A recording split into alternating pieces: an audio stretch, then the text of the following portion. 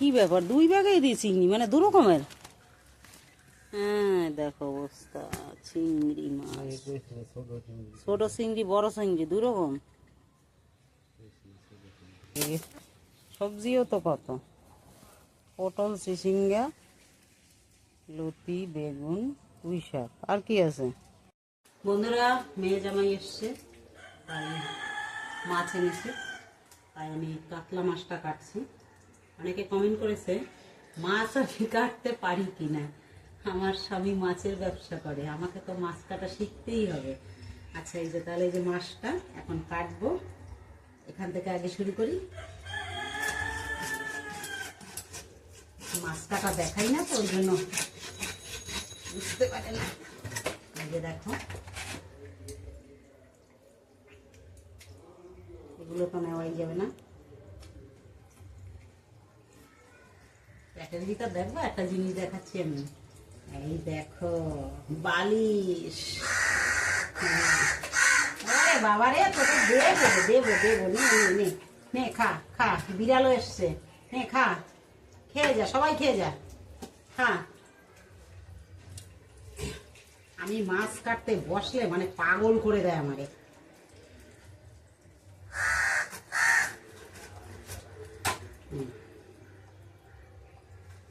তুই আবার আমার কাছে এলি, দাঁড়া, তোকেও দেওয়া হবে। এই নে, তেল খা, তেল খাইয়া তেলের মতো খা।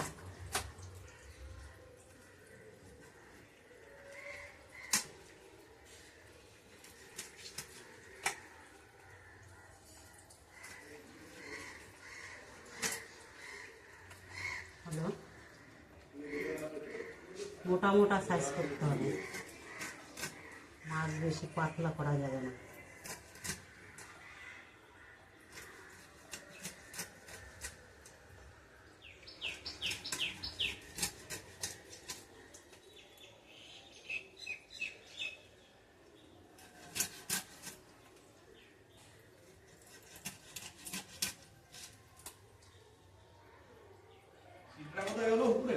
কি জানি, সামনে যায়নি তো, দেখো।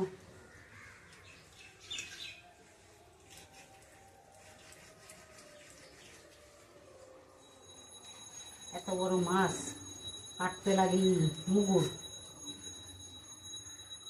সোনামণিরা সব এসে গেছে আমার কাছে মাছ খাওয়ার জন্য।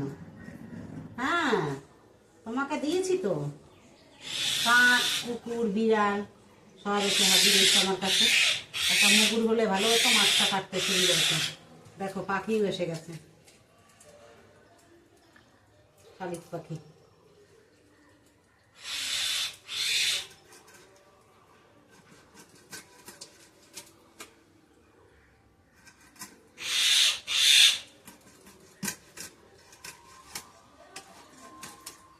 যতক্ষণ দোকানে ছিলাম ততক্ষণ এরা দোকানের সামনে ছিল, এখন বাড়ি চলে এসছি, সব বাড়ি চলে এসছে।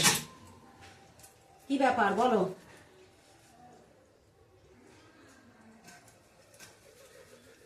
মাছটায় প্রচুর পরিমাণে লালা। এই যে বন্ধুরা দেখো, মাছ কাটলাম, দেখেছো তো, আমি নিজেই কেটে নিয়েছি। হুম, হয়েছে, দাঁড় করাও। একটা মুগুর হলে কত ভালো হইতো জানো।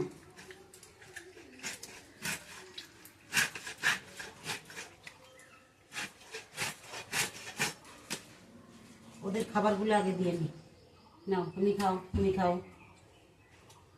সব লাইন দিয়ে বসে আছে, আমরা একারা কেন খাবো, ওরাও খা, ছোট ছোট করে দিয়ে। নাও খাও, খেয়ে যাও, সবাই খেয়ে যাও। হয়ে গেল মাছ কাটা কমপ্লিট। ঠিক আছে, তারপর